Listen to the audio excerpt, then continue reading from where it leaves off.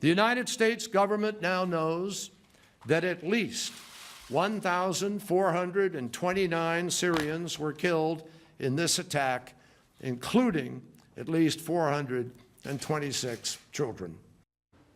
More than 1,000 dead and 426 children, even more accounts of other attacks here, and some horrific video of people literally going to shelters where they didn't have burn units and skin literally coming off children. It was horrible, the images that you saw, and the question is just the moral line that we all agree no nation should cross when it comes to chemical weapons here. What is our responsibility as the last superpower in the world? You saw Secretary Kerry speaking about that at a briefing today. And I'm going to bring your calls in a second. I want to reintroduce our panel here tonight. We got Dominic Carter, of course, as always with me, and Andrew Whitman as well. And Andrew, we're going to get to calls in 1 second, but just give the callers an idea where the public stands on this, because there's been some very recent polling. I think it speaks to fatigue. And it's really our first poll on what to do in Syria since the chemical weapons attack in Syria last week. NBC out with the first national poll. And in the one that's been most talked about, the one that's getting all the headlines today, that poll shows 50% of Americans oppose military action against Syria, with 42% supporting it. But this is one of those questions where the answers really change depending on how the question is posed. When asked about using only air and missile strikes against Syria, for example, 50% offered their support, while only 44% were opposed. And finally, the question that we're asking you at home, the congressional question, nearly 80% said they thought Congress should have to approve any military action before we attack. Only 16% said that was not needed. So generally, we're seeing people want Congress to sign off on this, but also there's definitely a vacuum for the president here to sell this plan if he wants to. The question is, will he, and how will he? And last night, you guys, you had Elliot Engel on, the congressman from New York, and he was one of those, given his committee leadership positions, that was on that call at 6 o'clock with the White House. They're consulting and advising, but they're not going to ask for a vote. If anybody's waiting here, like we saw in Parliament yesterday in England, for the Congress to vote, don't hold your breath. It's not going to happen, because the votes may not be there for the president, and he doesn't want to have the embarrassment that we saw across the pond yesterday. Let's go to the phone lines right now and ask you what you want to see happen here. Let's go to Sina. Sina, thank you. He's calling us from Staten Island. Thanks for the patience, Sina. Go ahead. Hello? Go right ahead. You're on the line. Oh, okay. This is a very serious situation. We have a tendency to get involved in a lot of things that we shouldn't necessarily get involved in. If this is so super critical, what's the UN sitting around for? Collecting dust? They should be raising the roof about this, and yet they're not, because generally, you think about it, it's easier for them to sit back and say, let the United States do it. Well, you know what, Sina? It's a legitimate point, but in this case, there's a specific answer about this.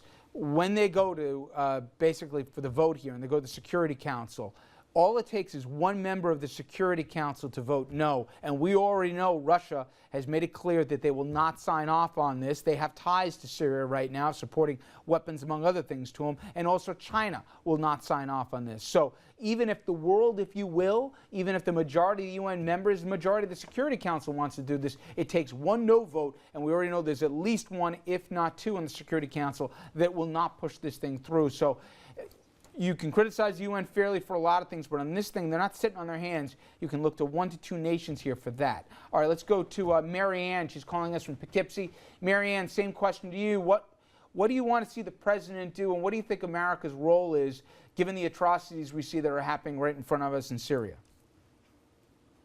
We have to help them, because it's like a genocide happening all over, and he needs to be stopped. He's out of control, and as for Russia and maybe China, they need to, realize this is not the way to do things. You don't take innocent lives and just kill them.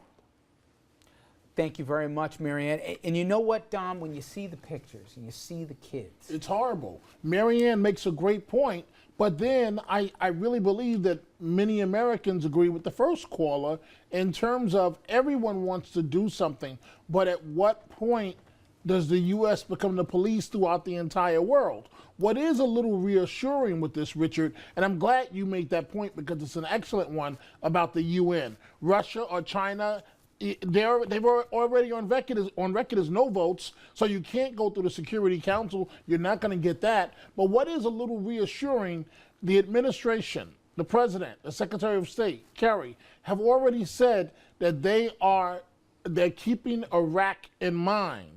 Meaning that, you know, they made sure, according to them, that they got the goods this time. And they get it. I think what Dominic says is they get the fatigue of the public. Fool me once, shame on me. You know, shame on you. Fool me twice, shame on me. They've said no boots on the ground. They must have said that, Andrew, 3 or 4 times in the press conference today, both the president and the Secretary of State. There will not be any military. We've got destroyers sitting off the coast there.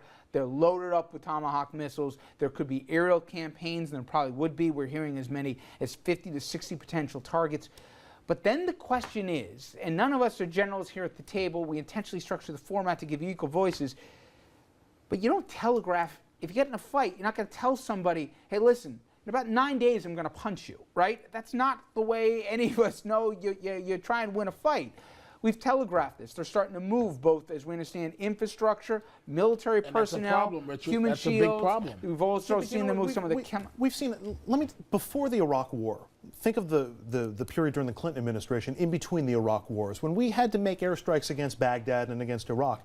And they knew it was coming. They would take action or violate the no-fly zone or violate American interests, and they knew that attacks were coming. We sort of telegraphed in those cases too. This is how we generally do business in these cases, where, you know, we don't want to kill unnecessarily civilian people. Well, we tend to minimize always the intelligence of the enemy, and in this case, the idea that they can't figure out that you have a conflicted world, to put it politely here. They've seen what happened in Parliament yesterday. They know the appetite of the world after Iraq and Afghanistan is a lot less than it was 12 years ago.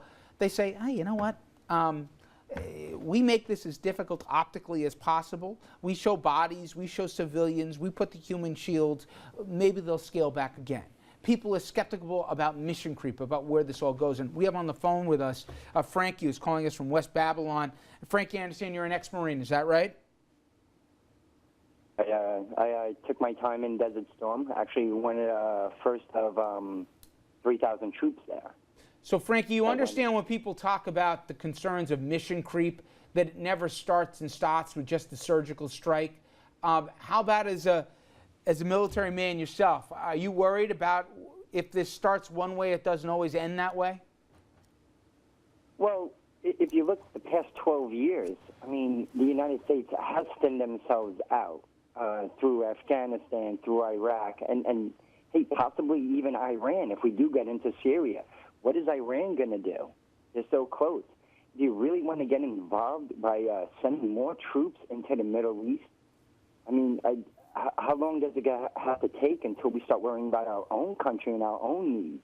Well, what about the argument, though, Frankie, let me ask you this, that the idea of a nation using chemical weapons and crossing international law as it relates to what's not acceptable in a battle, let alone on your own civilian population, that creates a national security issue because, as you said it doesn't always just stay in the borders of Syria. They're going to go into Iran, they're going to go into Jordan, they're going to go into the neighboring countries. And if they use chemical weapons here, what makes you think they couldn't use them against Israel or, you know, create a problem across that border? We've learned the hard way here. Things don't stay neatly in boxes. Is this a national security issue if we do nothing? I think let the UN take care of it. Yeah. I mean, why do we have to police the world?